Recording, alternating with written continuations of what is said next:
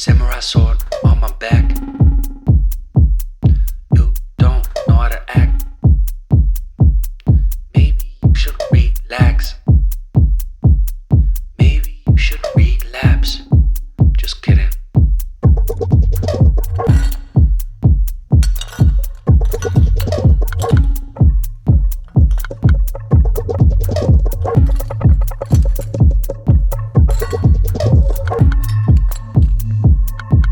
Stop, stop, stop, stop, stop, stop.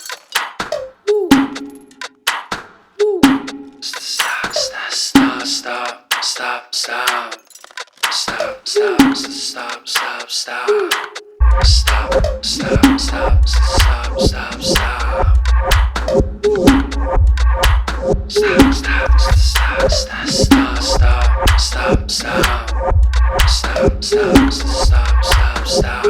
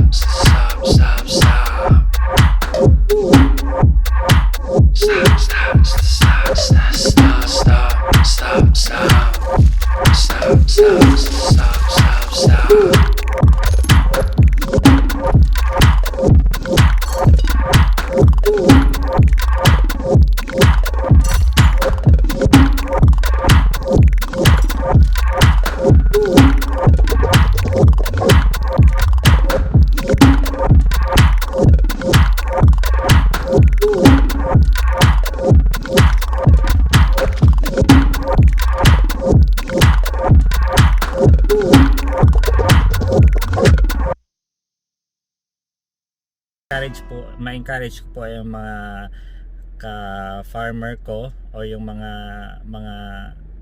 katulad ko na nagfa-farm, para kung may malaking lupain kayo, para din po may utilize ninyo yung open area, so hindi masasayang. Mura lang naman dito po sa amin. Binili ko po to 1 month old, 375 yung isa, so hindi po kayo malulugi, kasi paglaki po nun umaabot po tayo sa 8 hanggang 10 kilo na sa isang manok. So ang price po namin dito, yung dress na organic chicken, nasa 160 to 170, depende po yan sa sa season or sa kung nagfa-fluctuate ba yung price ng mga organic chicken. Pero masisigurado po ninyo na ito po ay organic, at kasi pinapakain lang po namin ito ng mga bunga ng saging o bunga ng niyog, kung anong mga organic na mga pwedeng ipakain sa kanila, kasi wala namang problema yun sa kanila. Tsaka wala po itong maintenance na na gamot, Hindi katulad sa mga layers natin na napakasensitibo. Ito po sila kahit nauulanan, pero kailangan po na may bahay sila. Hindi pa lang po kami nakapag-umpisa ng bahay. May kunting silungan lang sila. Pero matibay po ang mga resistensya nila sa ulan, init. Basta po pinapakain lang sila ng tama. So ito po,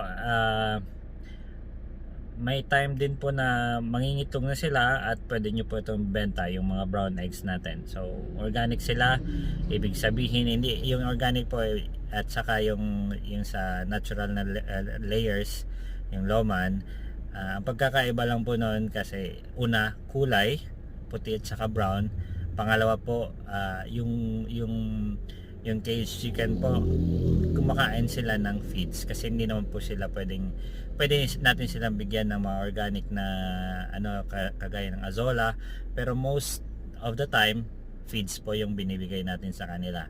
So ang disadvantage po nun ay yung feeds nun, syempre may mga chemical doon na para pampatibay ng itlog at saka pampatibay ng katawan nila kasi napaka-sensitive nila. So yung mga free range chicken naman po, kumakain sila ng kung ano ang andyan sa lupa o ano yung binibigay natin sa kanila. Yun lang naman po ang pagkakaiba ng yung layers natin at saka itong organic free range chicken. So sa karne naman po medyo masarap itong free range chicken. So sana po nagustuhan ninyo yung konting kaalaman na naibigay ko sa inyo at sana may gumawa dito na sa iba na ibang mga poultry farm. Pero may nakapagsabi po sa akin na medyo ilayo lang po natin yung free range natin sa layer building natin para maiwasan lang yung pagka-transfer ng mga sakit. Pero depende lang naman po yun sa pangangalaga natin. Kailangan lang po talaga ng malinis na kapaligiran at tamang pakain sa kanila. At tingnan natin kung may mga nagkakasakit, iiba natin sila. So maraming salamat at sana click niyo yung like button and then subscribe to my channel, The Farmer and Trader. Maraming salamat. Magandang hapon.